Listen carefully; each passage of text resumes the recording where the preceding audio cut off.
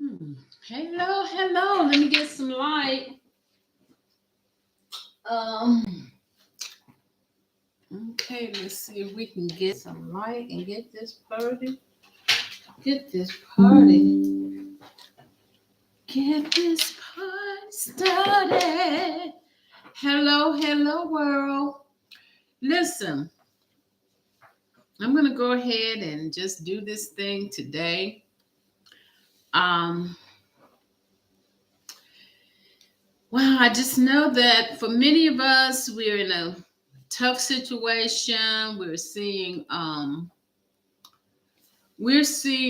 lots of unfortunate circumstances in our community with different people. And I had the unfortunate and perhaps the fortunate experience of having been in a very tough crisis myself. And I wanted to come on today to really share. And I'm going to give it a few more minutes while you all are coming in because I wanted to share with you some of the signs that you're in crisis mode. And sometimes we're not capable of understanding just how close we are, you know, um, to that place where things just go out of our control. And when we go to that place, we start to feel a certain amount of anxiety. And this anxiety is, first of all, it's a clue, it's a warning sign that things are imbalanced and we need to take a pause. And the unfortunate thing is that most of the time we're not able to intellectually say, this is that point. I need to take a pause. I need to call a friend. I need to call 211, which is the United Way, or I need to call the National Suicide Hotline. And also, if we're not able to recognize it in ourselves, then we're not able to recognize it when we see it happening to our family and friends. I'm not a psychiatrist. I'm sharing my experience. I'm sharing some of the experiences of people that I met while I was in therapy. And there's just so many stories out there. So it's perhaps true that your story is really nothing new under the sun. And I think that this is a great time for us all to start paying more attention to our mental health. And in our community, of all places, we should definitely be thinking about um, our mental health and the mental health of our loved ones. We got to take into consideration others when um, those of us who are healthy enough sometimes to see the signs. And that's really, really, really what this particular show is going to be about, is seeing it in ourselves as well as seeing it in other people. You might you might say they're acting a little withdrawn. You may say they've been a little bit quiet. Whatever you notice that's kind of out of the norm for a person's behavior should kind of, especially when you know they're dealing with particular stresses. You may know, for example, that they're about to be evicted. You may know, for example, that they have been evicted. So these are some of the things that we need to bring ourselves in a little bit closer when our family members are in crisis. And so as well that we need to be as well aware as when we ourselves are in crisis. And you know what? This is a big old mean world. I like to teach the world to sing in perfect harmony. Yeah. I like to buy the world a cup and keep it company. But we can't always do that. Despite whatever anyone would tell you, that even though we have more toys, more tools of communication, loneliness and isolation are more prevalent than ever. We know that elders tend to live longer when they're in family community environments, so that they have the companionship and the fun and the relationship building that is current and needed in our family, because it said no man is an island, no woman is an island, nobody is an island. So I want to ring the bell today and ask those of you who are of sound mind, okay? Because a lot of people are saying they're of sound mind, but they're not acting like they got sound mind. It's like, how do I say this? Okay. Oftentimes, especially when we have a family member who's already been diagnosed and have a diagnosis, I'm going to fix this camera because I want to look at you. I want you to look at me, baby. I'm going to fix it so I'm looking a little bit more into the light, honey. And you'll be looking into my eyes, and I'll be looking into your eyes. Hi. Is that better? Gonna straighten it up a little bit. Now this is a general intro thing here. Because again, we're talking about how to know when we ourselves are too close to the edge. We're talking about how to recognize some of our own emotional distress, and we all have it. If we don't have it for financial reasons, we may have it for relationship reasons. A lot of the murder suicides are happening with couples in crisis. We have individuals in crisis. So I want to share with you all the events and the things that happened to me. And for lack of a better term, don't you go nowhere else and use this, okay? Because it is technically a term. And so for me, I was in a heightened state of hyper ventilation. I could not breathe. Okay. At the same time, I went into some type of dream state where I felt that I couldn't leave.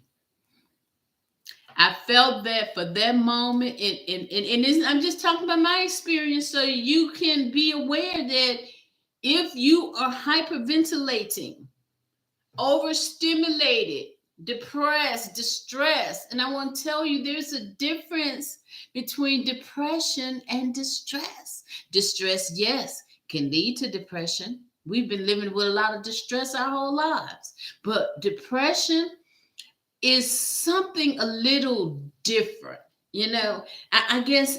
And let's just play around here. And I don't want to simplify things. I don't want to even try to use a lot of complex terminology. I don't want to be using psychological terminology at all. Okay. Now, I think for me, all my life I've tried to be a big old strong girl. I'm not big, but I'm talking about a strong girl, a person who, just trying to handle everything on my own, um, without sharing my true feelings. So we get to the process of authentic communication in the relationships that we have. So what's the sense in having a relationship when the very people you talking to and spending your um, intellectual presence with is not aware of who you are? So I say we're not having authentic communication. We are strangers. And I think about Chelsea Christ. And I haven't heard one person come along and say, I knew she was going through a hard time. I haven't heard one person come along and just say she was worried about A or she was concerned about B. Now, again, it's an observation, and every observation is taken from the person who is observing. I'm observing her, not judging her. I'm asking the same questions. Why? Because her why and my why are not the same thing. But being allowed to have some reflection upon some of the things that she said um, were of and were her, and believe it or not, I left thinking that somehow or another she got confused and she thought 30 was old. I mean, she left some message that basically saying after 30 that the world doesn't have any use for us anymore as women. We live in such a heightened state of beauty competition. Unfortunately, that's kind of, really was her area of operation as well. She was a track star, she was a lawyer, she was a correspondent. She had everything. She was successful. And I'm pretty sure she could have any man she want. I'm pretty sure she could have had plenty. Now that's my y'all. I'm doing a YouTube video. How you doing, hon? I'm live. Don't say I'm not live on the YouTube. Thank you. I don't know how to work my phone yet. So, but I had put. You got it? Yeah, I sent you a text to say thank you very much. Oh, okay. I must have missed it. Did you send off the other one? I did. Okay. I got it off today. Yeah, it should work. Yeah, you on it now. So, okay, I wanted to make sure. I'm not. I'm on my old phone because I had scheduled this YouTube live for 6:00, and I'm just going at it. I gotta do until it gets where it's going, and I'm here by myself, so I'm gonna do what I'm gonna do. All right, okay. I love you. Talk to you later. All right, bye. Okay, so as I was saying, we get into the checking off all the list of things that we think are going to make us happy. I should get the camera because happiness is like New Year's Eve. Happiness is like Christmas morning. Happiness is like when the Thanksgiving turkey is about to be cut. Because it takes a little bit of work to get all this stuff together and come into that moment, we hope, of happiness. Happiness is not something, I mean, you can have an underlying sense of well-being.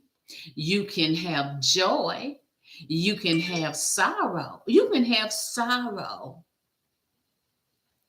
that's momentarily interfacing into your life, even though you would say, I have a happy life.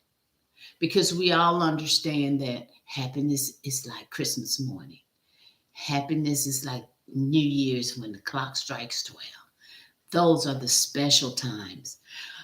What we want to have is an underlying sense of joy. We want to have accomplishments. We want community. We want relationships.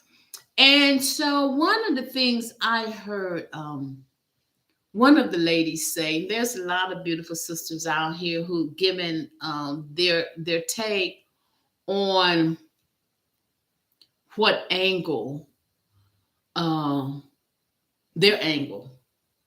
And again, it's an attempt to try to understand.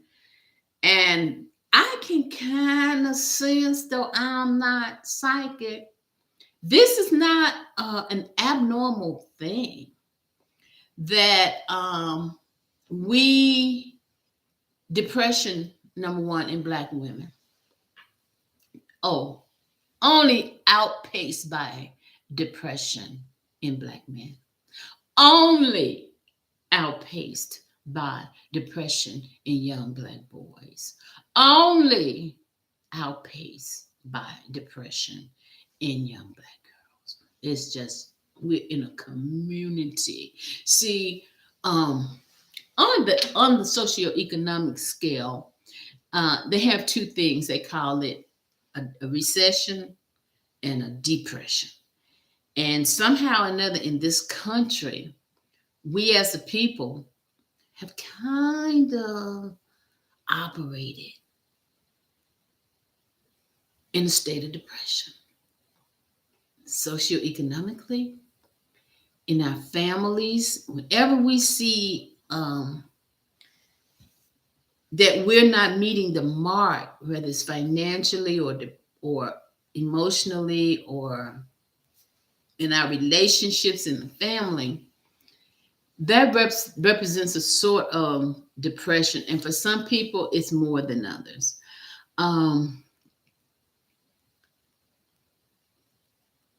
If I wish I could explain depression to you, because like Chelsea,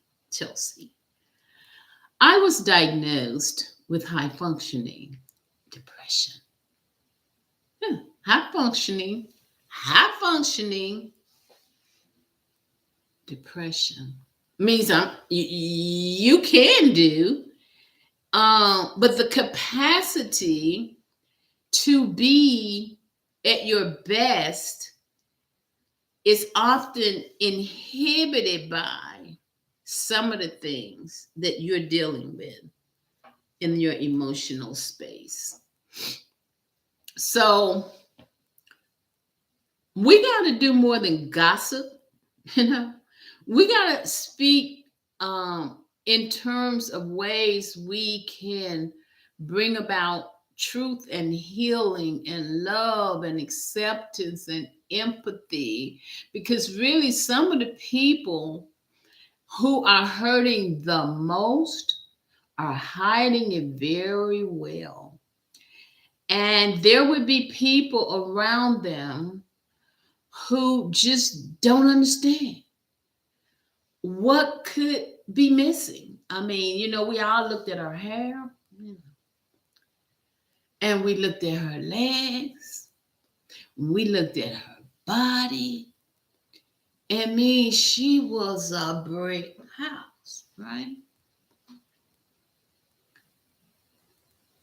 We just think sometimes if we get a flatter ab, longer hair, a better job, or any of those things, that we are going to, it's going to be the Band-Aid that we need. If we get a new dress, if we get a new blouse, if we get a new car, if we get another car, and if we have two cars, and then if we have a house in the suburbs.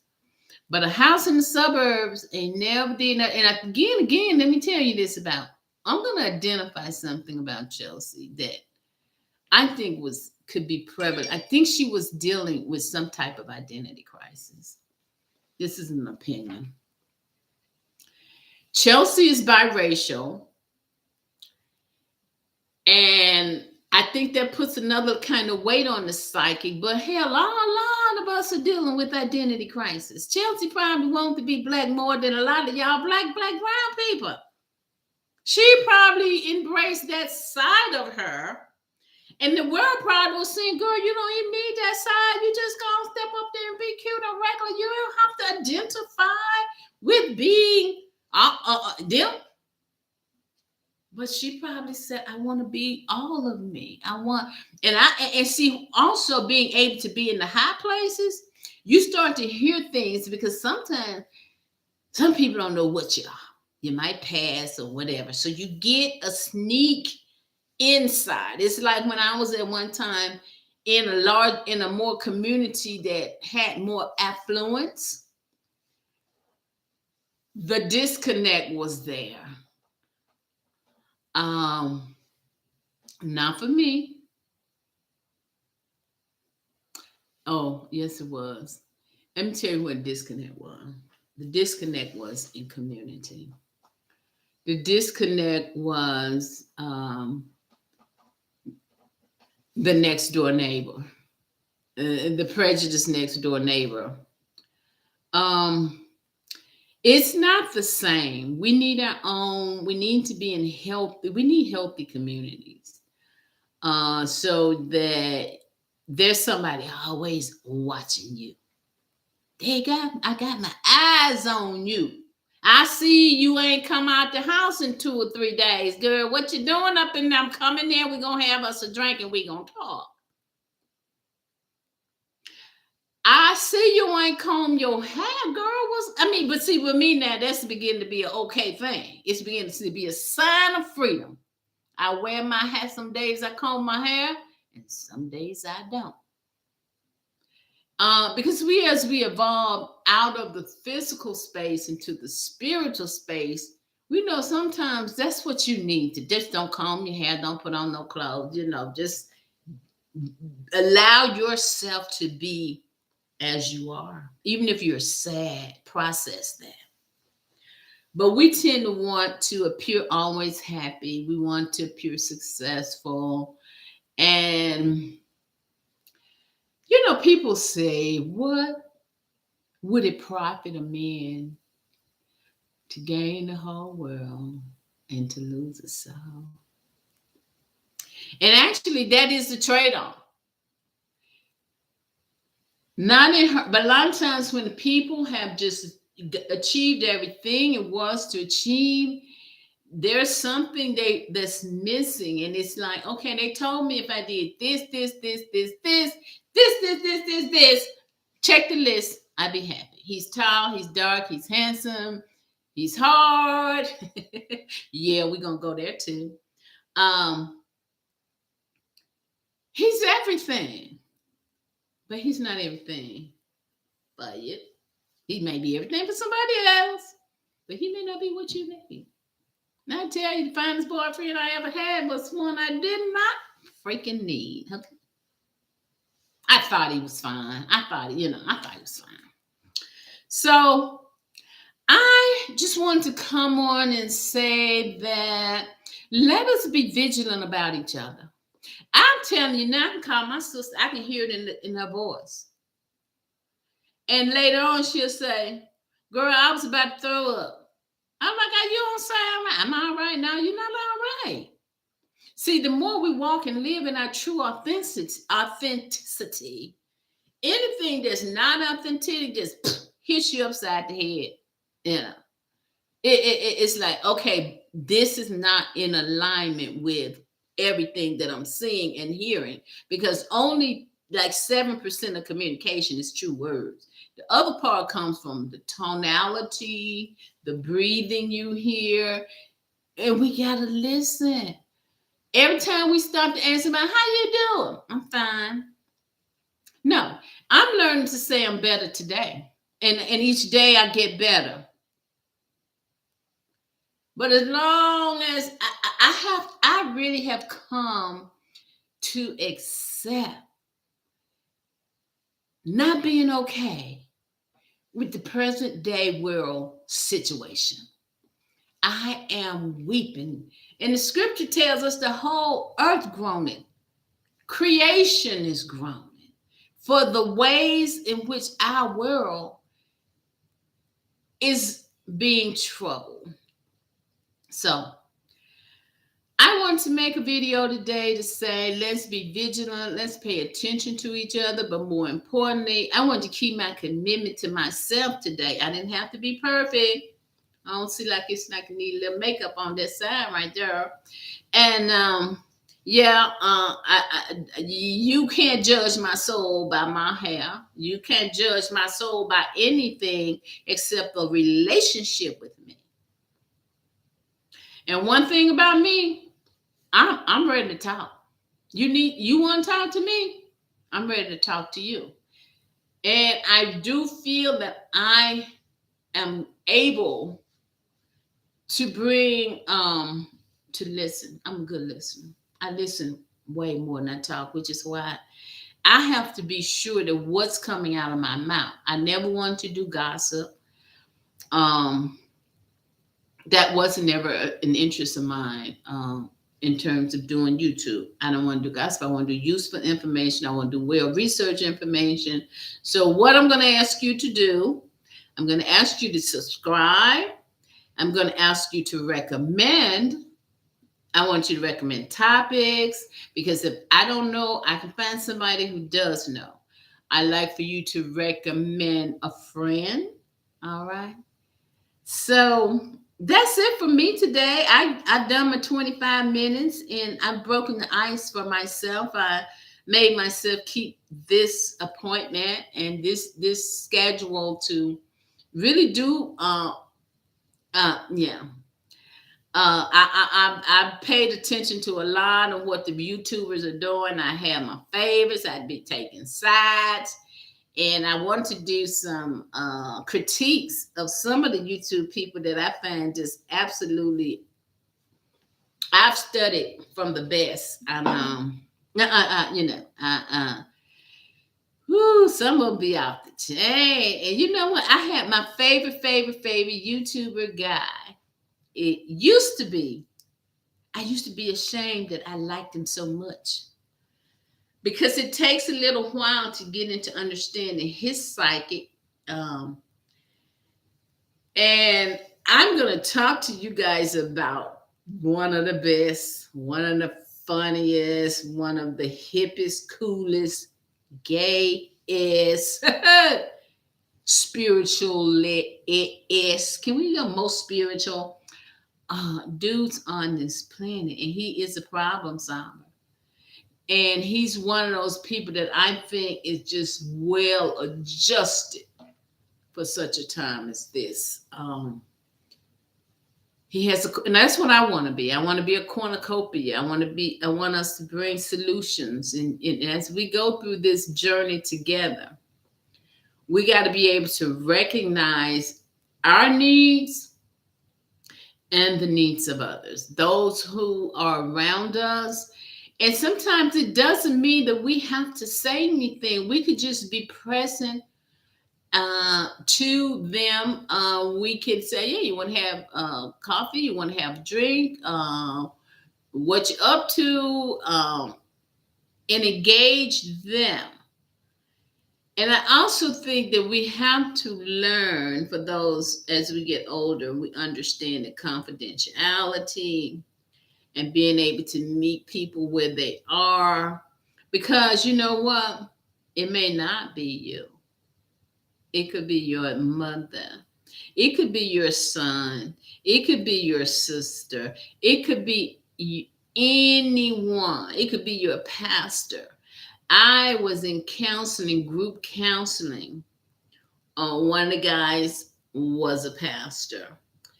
And in that setting, whether we had me, the preacher, the teacher, we had another young lady there that was, I wanted to adopt her for my daughter. You know, I started bringing her little earrings and stuff like that. And I kind of really, but they don't truly encourage relationships outside of the thing. But we were so powerful as a group. We had decided we would, as a group of women, do lunch maybe once a month. And I did meet some really wonderful people in therapy. I went to 5450, So what is 5450? 5450, which is when you're on a life watch. That means you're not safe for yourself or for anyone else. I wish I had made the call, y'all. I wish I had made a call. I wish I had dialed 211. I wish I had dialed the 1-800 number. I think it would have been, I don't think I know. It would have been no different. My life would not have been threatened.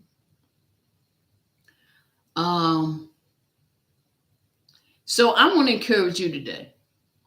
Make the call. Do you need to make the call? Make the call. I promise you, make the call. And it's, I'm with you. I'm worse than you because, and I'm going to tell you I'm worse than you because I didn't make the call. I need you to make the call. I need you to make the call. Make the call. And see, you're shutting yourself off and no one knows what's going on. And really, we're not healthy enough to know what's going on with you. We don't know what's going on with ourselves. We have to show our vulnerability. And we're not.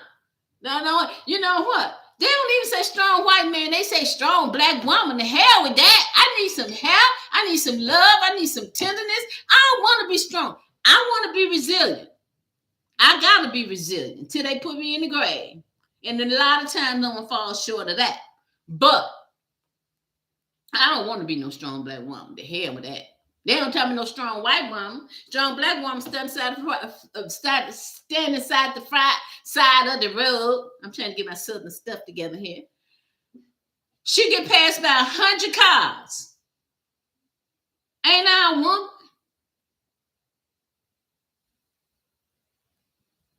Black men. I don't know about the other. They say women do wrong, but I'm not a do wrong. I'm a do if you want to do right. You know, you got to do right. Do not bring all this trauma and drama. That's trauma. That's one more layer, one more drop of water, one more hurt, one more cheating, one more child, one more thing that a black woman got to deal with when she dealing with our men. And I'm gonna bash you. I'm gonna ask you. You know, we use the word ask. We don't say it, we say ask. It's ask. What I'm gonna ask you. Consider your ways, brothers. Sisters, we gotta consider our ways. And unfortunately, and fortunately, I kind of, you know, I was telling my sister that at this age, things start to just be in hindsight. You just can look at all the stupid mistakes you made. And okay, I made them. Now I got to own them. Now I'm going to share them and tell folks, look, that ain't what you want. Woo! That fine man I had, that ain't what you want. And me, I'm the type of person, when I fall in love, I'm not gonna be in love with you for about 10 years. I ain't gonna stop loving you. I'm gonna be in love. I'm away. That was a mistake. I'm the kind of one, and once I'm in love for a whole long time.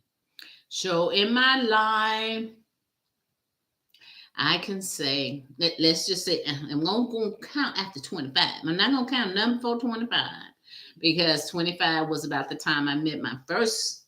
Okay, let's put it at that, right? And I can say that he's a great guy, but at the time it wasn't. He was growing. He had a lot of growing to do, and I did too.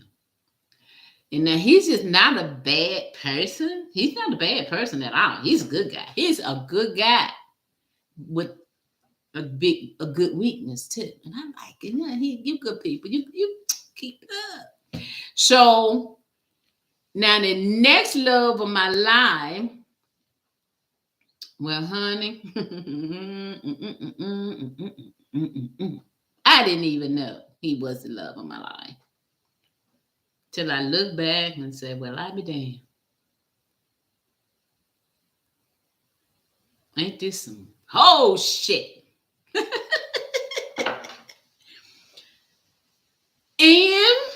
that was that one. There was one, two, and then there was three. Um, um, and I fell in love with him. Women, we fall in love early, and I'm just a type. I don't know, but that ain't who I am no more. I'm at the stage where it's so good loving somebody, and somebody loves you back. I'm at the stage basically because of my spiritual development in terms of how I have to entertain the possibility of a relationship. Okay. Um, so having said all that, I'm gonna check this video. I said I have to entertain. See, by the time he get through this door and that door, I know where we're going to be spiritually aligned first. We got to be spiritually aligned first.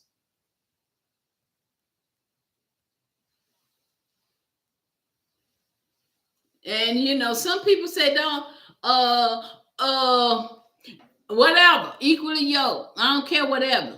That's equally yoked now. Equally yoked. You can have two drug dealers equally yoked. That's equally yoked. I don't mean to mess up your scripture now. I'm just saying. I'm just saying. Because people play with the yoking, then they end up choking. Well, all right, my people. I hope there's a little bit of nuggets somewhere in there for somebody. And you have to understand that I do have to be extremely careful about the subject matter, right? It's only so far you can go in the open environment, non-therapeutic environment, in terms of opening up certain discussions, because this grown folk stuff, this real, this the shit. This where the rubber meets the road. You know, some people come in here on ball ties, they gonna slide all the way on around and mess themselves up. So we got to talk in a way that we can give something. And if they want more, if they need a one-on-one conversation where you can share more, it's just a matter of knowing what's needed, what's more, what should be shared widely, what should be shared publicly. And then there's that time where I cannot tell you that my experience has saved lives. It wasn't me. It was the Most High who allowed somebody to say, I want to talk to her. She the person I need to talk to. And I got that happen to me when I was on a trip recently, and I stopped in a Hilton hotel, and honey, I was in my raw form because I wasn't cute. I just was exhausted. And the young lady at the front desk asked me if we could talk. Now, What I'm thinking that she told me she was 19. And what I told her was, honey, you stay the course. You about to change the generation. She said, I don't know what it was about you, but and we was in this small town in Louisiana. She said, I don't know that I felt that I would ever see you again. But I just didn't want to miss that opportunity. And I said, I thank you. I really, and honest to God, I thank you. I don't know what it is, sister, baby young girl. And I gave her my, Facebook information and stuff like that. 19 years old. And baby, she ready. She getting ready to be ready at 25. See, I wasn't even ready at 50. Here, let me see. Was I ready at 60? Ooh, so I hope I'm staying in a space because there's y'all know I got an ugly space over there. Y'all see me over there laughing and crying and singing my song because that's what it is. This is gonna be. I had to let it out like that. I'm not trying to act like every day everything is all right. And as a matter of fact, even as I said, yesterday everything was all right. The day before everything was all right. Today everything's all right. You know what? Not because I got more, not because nothing magically got fixed in my life. This got fixed.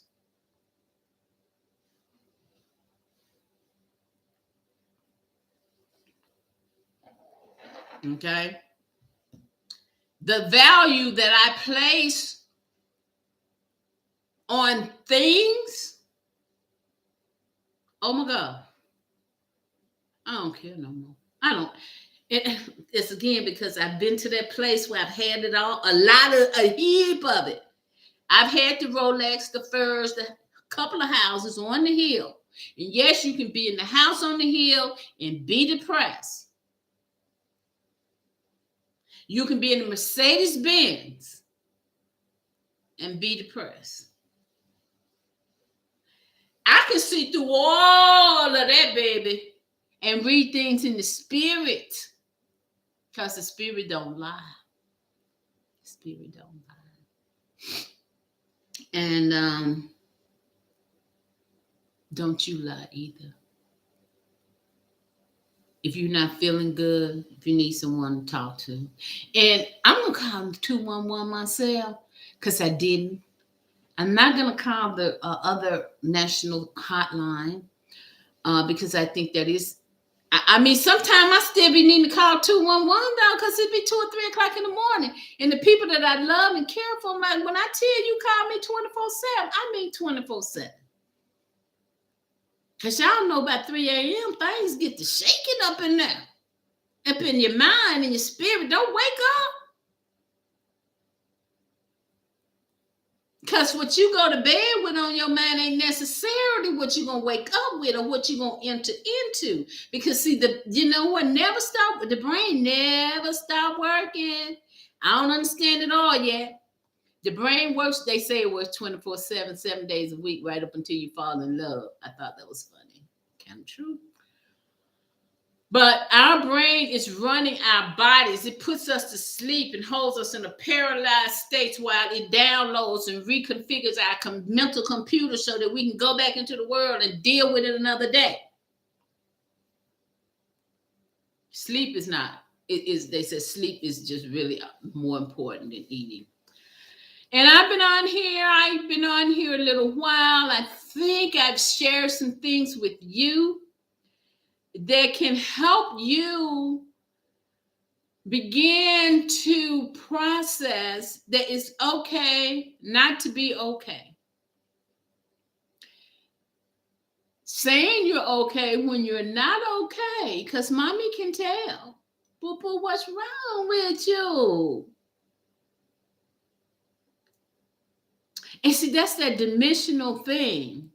The more we grow spiritually, it's not like we just move into another dimension of observation, right? We no longer observe things from the ego. We don't look at somebody and say, "Oh, look at her. She thinks she cute."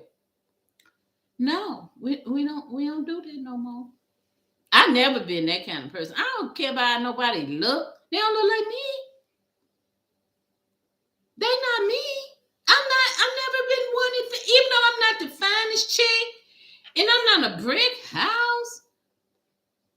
I ain't never wanted nothing nobody else that they had in terms of the physical attributes that they may have. And I'll always a compliment as a girl. You got the, your hair nice today. You're sharp. Your body. Ooh, I'm gonna be like you when I grow up, and I mean that. I compliment women all the time because we need it. We need it. Our sisters need it because sometimes there are people who are trying to tell you you're not enough every day of the week, no matter what they, because that's what they're trying to bring you down, bring your energy down, stifle your creativity, sabotage your spirit. I hate people like that.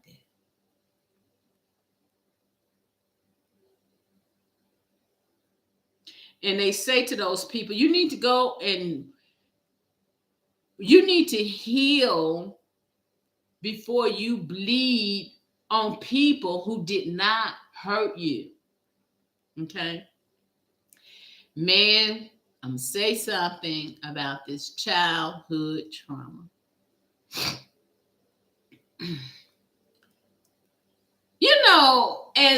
As we the people, when I say we the people, I mean these people, my people, because that's who needs my help. I'm sorry. And like they say, you are BIE.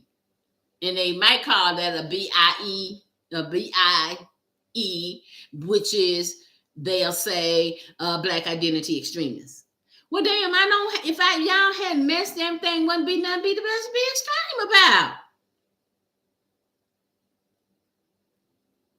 But you want to steal everything, beat everybody, kill everybody, take all the land, take all the house. Well, yeah, hell yeah, you got to be extreme to change shit like that. You hear what I'm saying? And then some of us, it's just like fire shut up in my bones. We shall not be moved. We're not singing, we shall love. We're not singing that. We've already overcome. As a matter of fact, we can't nobody overcome but us. We already have overcome. We just gotta walk in that.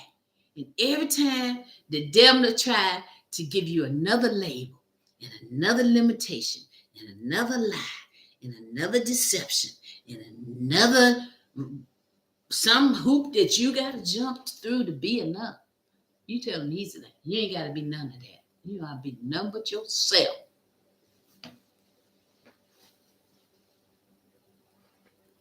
Yourself, that's all you gotta be. So I think that I'll be able to do a little evaluation, and I hope that I'm going to get my notes together, because again, I like to refer to sources for information, and then we want to spread some community type of resources, right? That's what we need. We need the resources. And my name is Miss Mojo, and I'm a survivor. I am a survivor. I'm a survivor, y'all. God said, not yet, babes. He said, until I get what I put in you out. Not today. No. And so I said, God, what today? Thank you so much for joining me, and I'll